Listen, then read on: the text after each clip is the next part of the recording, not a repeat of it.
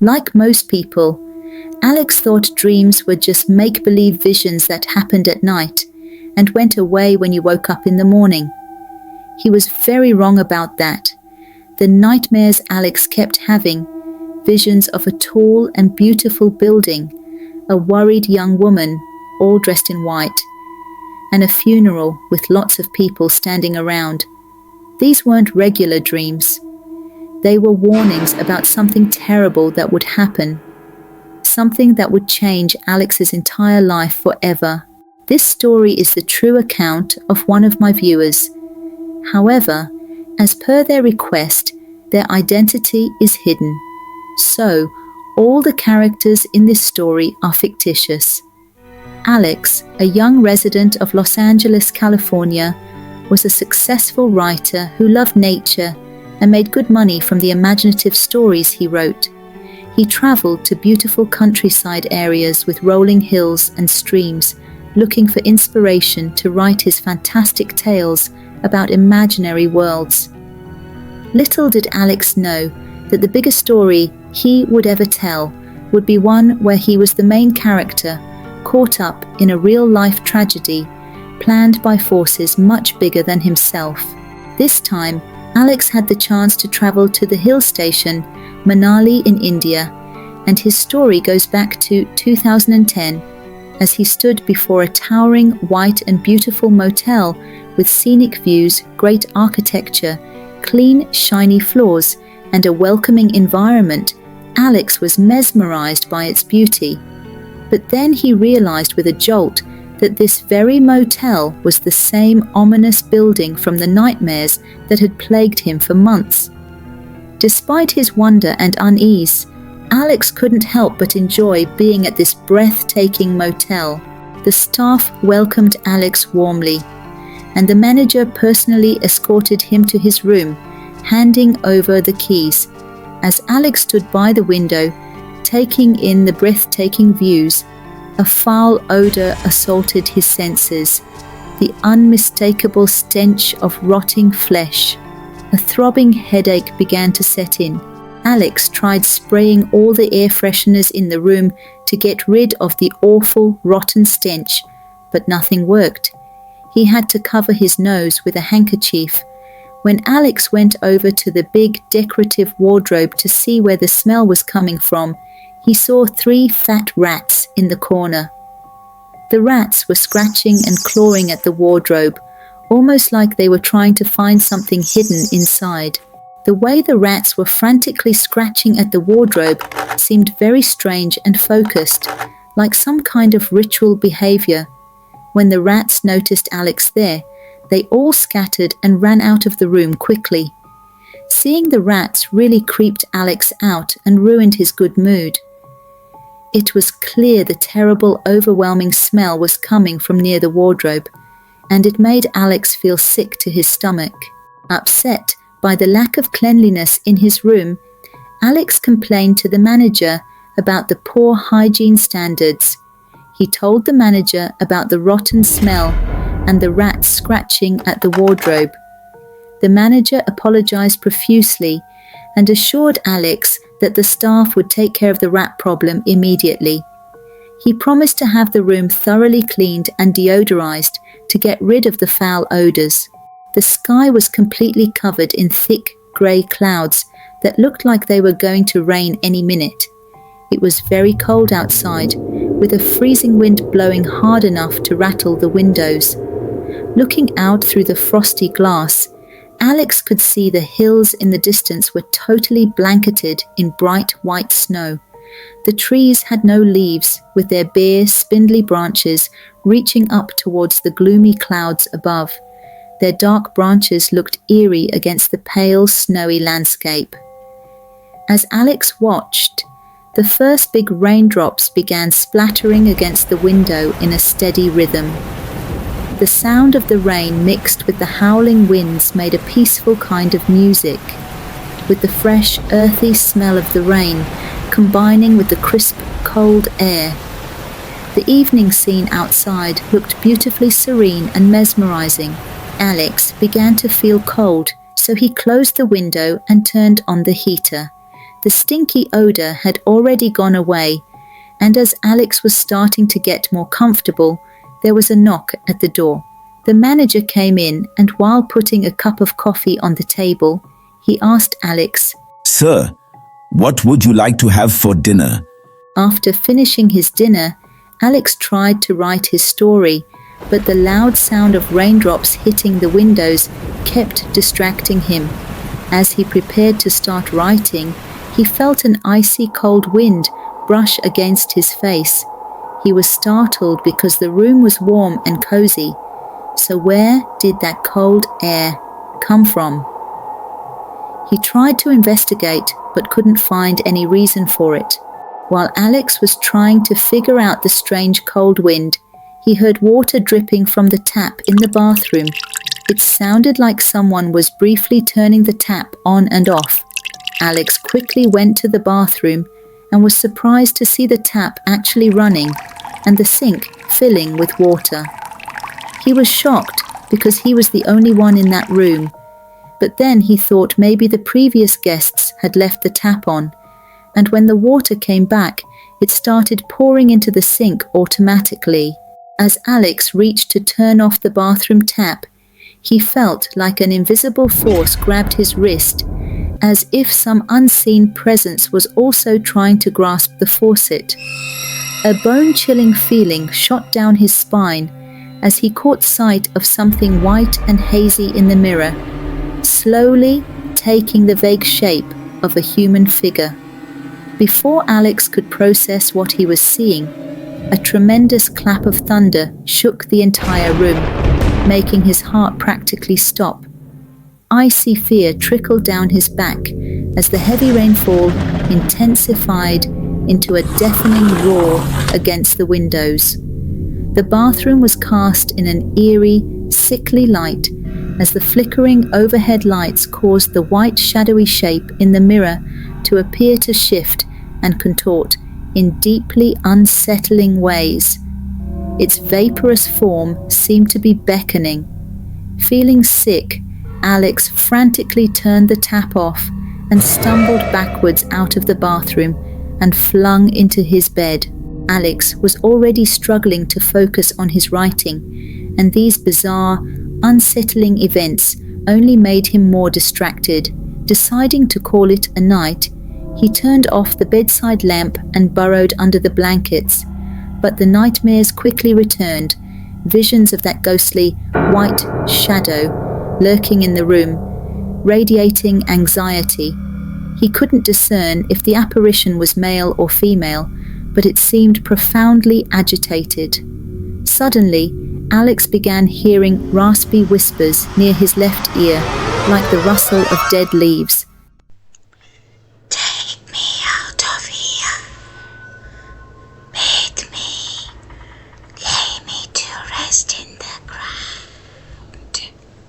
The eerie words jolted him awake, the room illuminated only by a dim blue nightlight. Alex peered around the pitch-black space, straining to locate the source of the disembodied voice still echoing in his mind. Despite his strong will, Alex couldn't shake the creeping sense that visiting this place alone was a terrible mistake. His unease spiked as the unmistakable sound of running water came from the bathroom once more. He had tightly shut that tap himself. How could it be running again? The bathroom door then slammed shut with a sudden ominous creak. Summoning what bravery he could muster, Alex threw open the door, greeted only by inky blackness. His heart pounded, certain it would burst from his chest as he peered inside. There, on the floor, were those 3 rats, but their beady eyes held no fear, only an unnatural, soulless ferocity. Alex quickly shut off the tap and retreated, slamming the bathroom door. Back in his bed, his mind raced, trying in vain to rationalize the night's deeply unsettling events. Seeking any solace he could find, he retrieved his Bible from his bag. Cradling the worn book against his chest, Alex began urgently reciting passages of scripture, praying for shelter from the evil force that seemed to be encroaching all around him. Before he knew it, utterly spent, he drifted into a fitful slumber. The restless night left Alex's head pounding with pain as he woke up in the morning. The foul stench of rotting meat had returned, making him feel even more nauseous. When an elderly staff member brought his breakfast, Alex asked, "Can you tell me who was staying in this room before me?"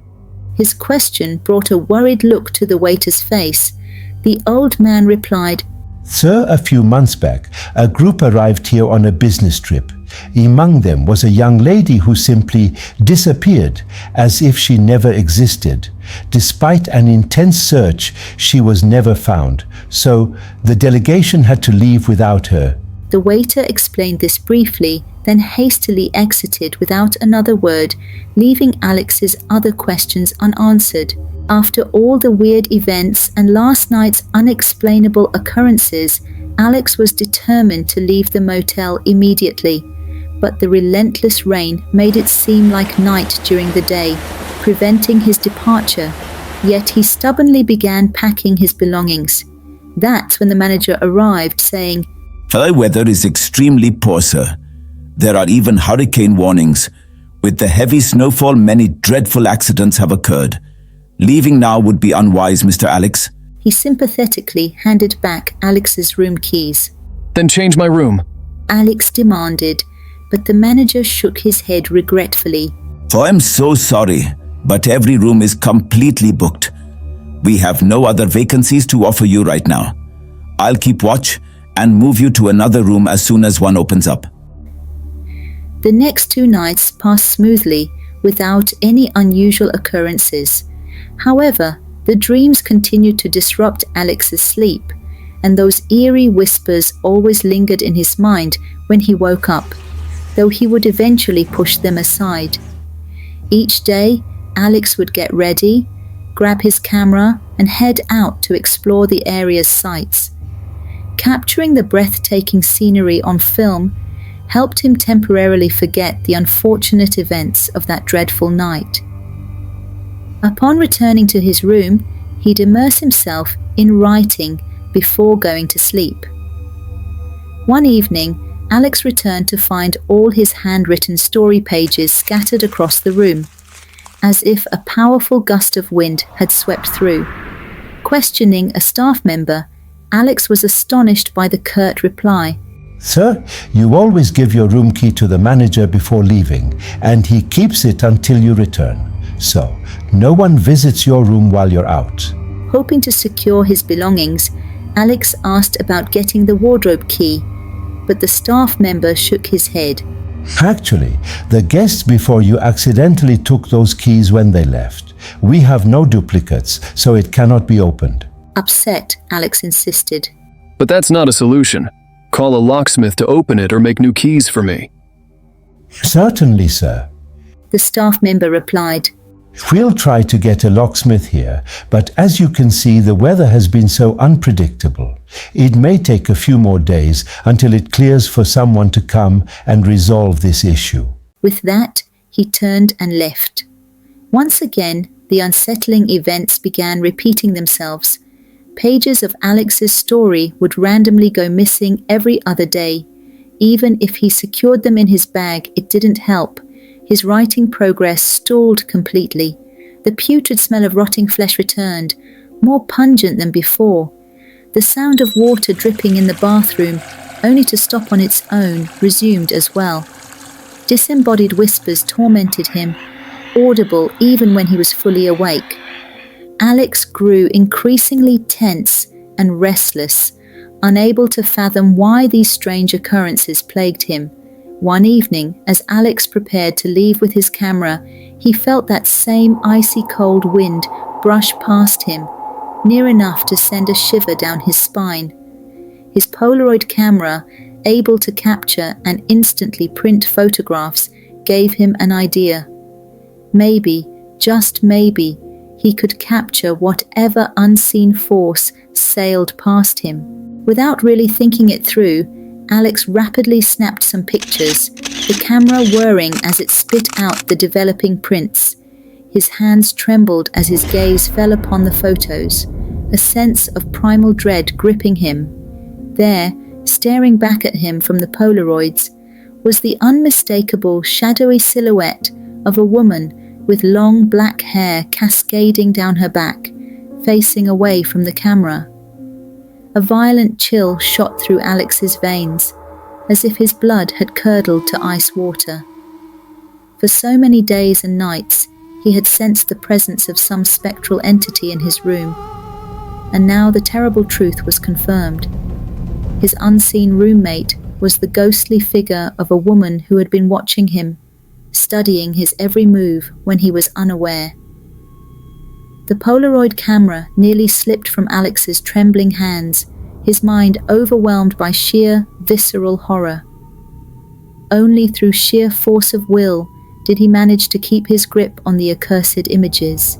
Alex tried to figure out if this ghostly being meant harm or not.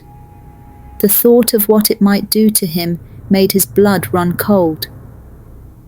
As he frantically looked for a way to escape this nightmare, the room went completely dark as the lights went out. A tremendous thunderclap made the clouds rumble loudly. Powerful winds violently shook the windows and doors.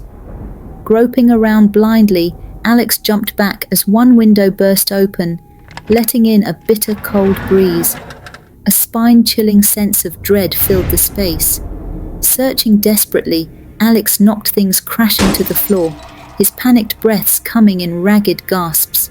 Finally, the flashlight beam cut through the gloom, revealing the pale, ghostly figure of a woman in white by the open window, her long black hair whipped wildly around her deathly pale face.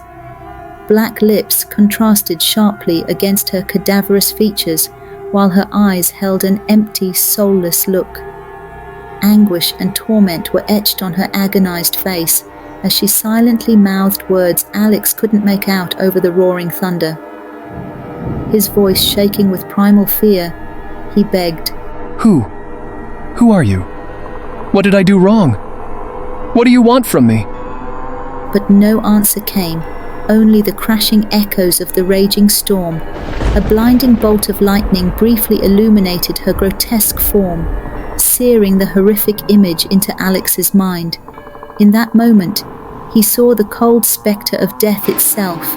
He stumbled towards the door in a desperate run, but the knob wouldn't turn, as if an immense force trapped him inside. Whipping around, he saw the ghastly apparition drifting ever closer.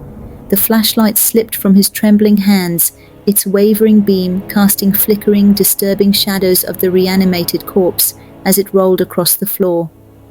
In those fleeting glimpses between darkness and sickly light, her decayed features morphed into a hellish, nightmarish visage far beyond Alex's wildest imagination. A blood-curdling scream ripped from his throat as he pounded helplessly on the unyielding door. Someone please, help me. Tears of sheer terror streamed down his face as the terrible realization hit. He was going to die here, in this god-forsaken place. Retreating into a corner, Alex squeezed his eyes shut and desperately recited any prayer he could remember, begging any higher power to intervene.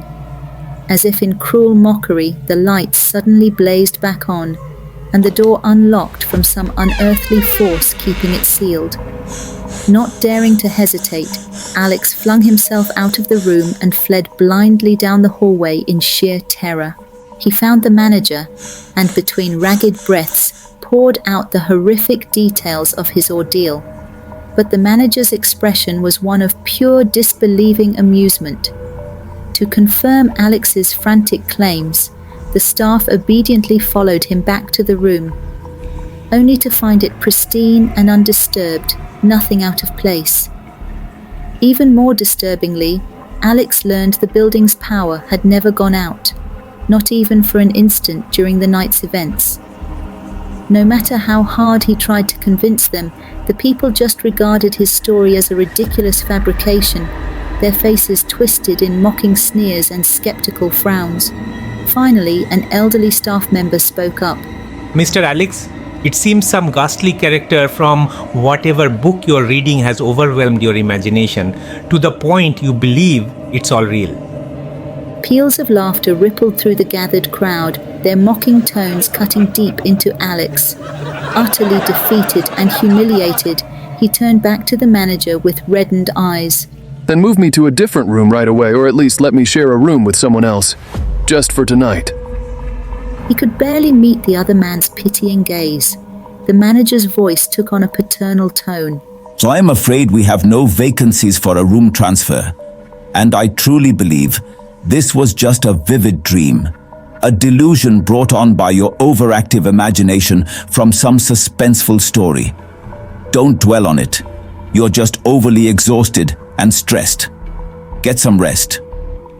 With those reassuring words and a comforting pat on the shoulder, Alex was left alone once more.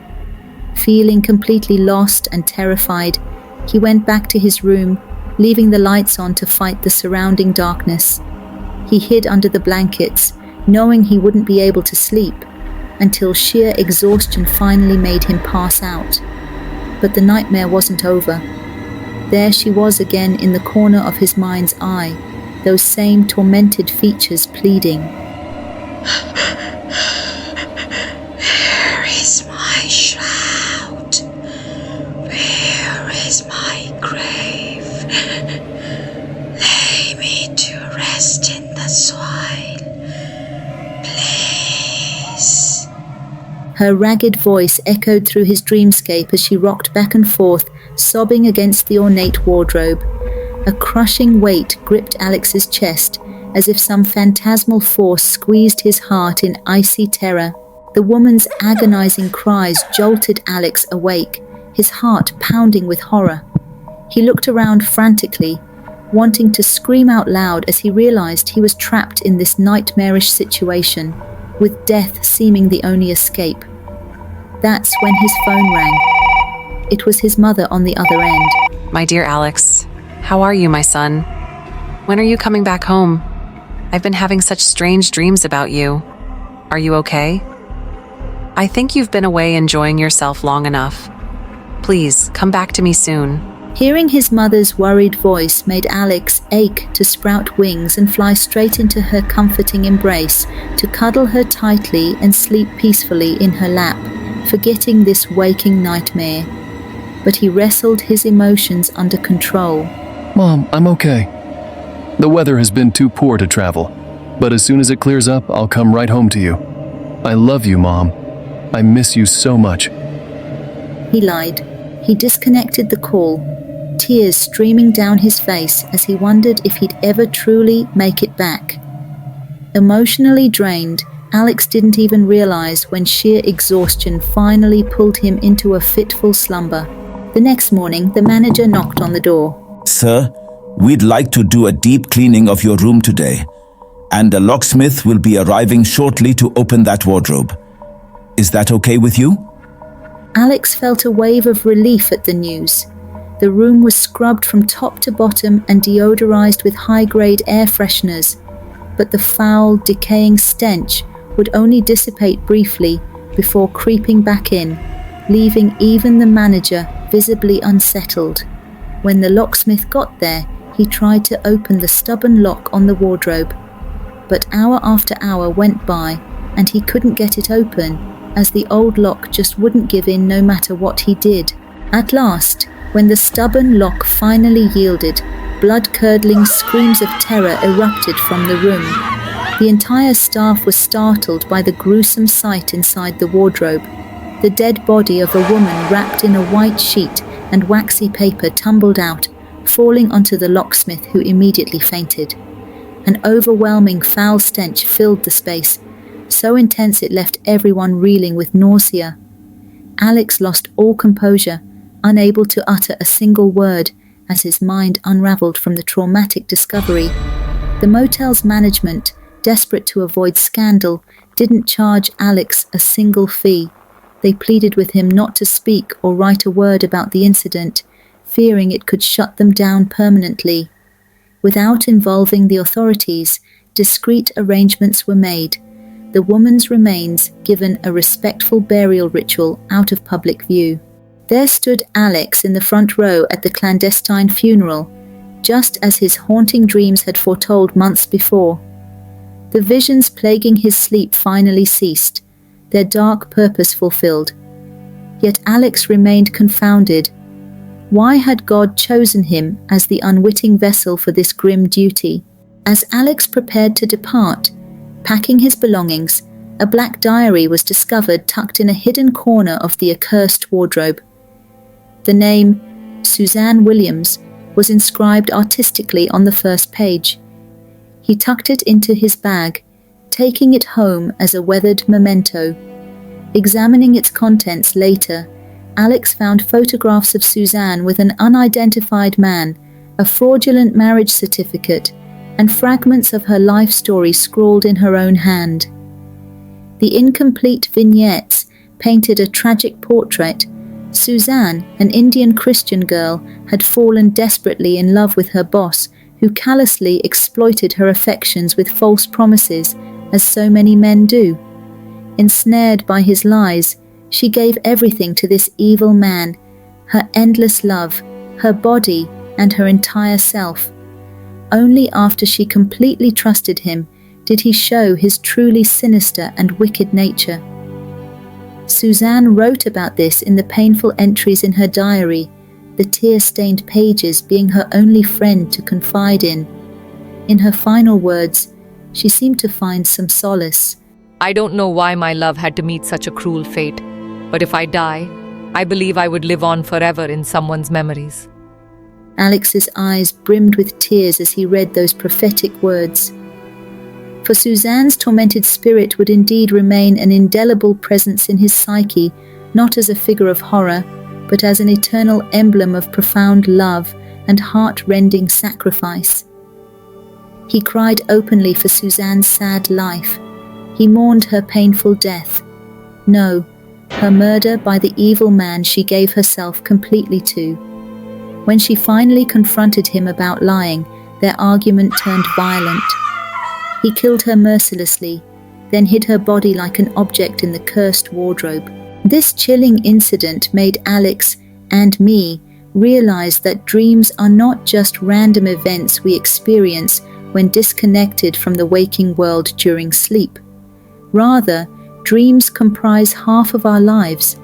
Many things hidden from our physical eyes become visible to us through the visions of the night. Alex's recurring dreams served as signals, warnings meant to guide him towards something easily overlooked. Suzanne was trying to communicate with him through this mystical realm. His dreams repeatedly led him to that ominous white building, and then she endeavored to convey to him what she needed. For 7 long days and nights, Suzanne's tormented soul sought help from Alex, reaching out to him through myriad eerie manifestations. She yearned to be put to rest, her urge for a cleansing so powerful it drew her apparition to the bathroom's running faucet, though she lacked the means to find solace. Time and again, she made her spectral presence known to Alex through a multitude of harrowing experiences. In the end, he felt profoundly grateful to have been chosen by God as the vessel to provide peace to this poor, restless spirit.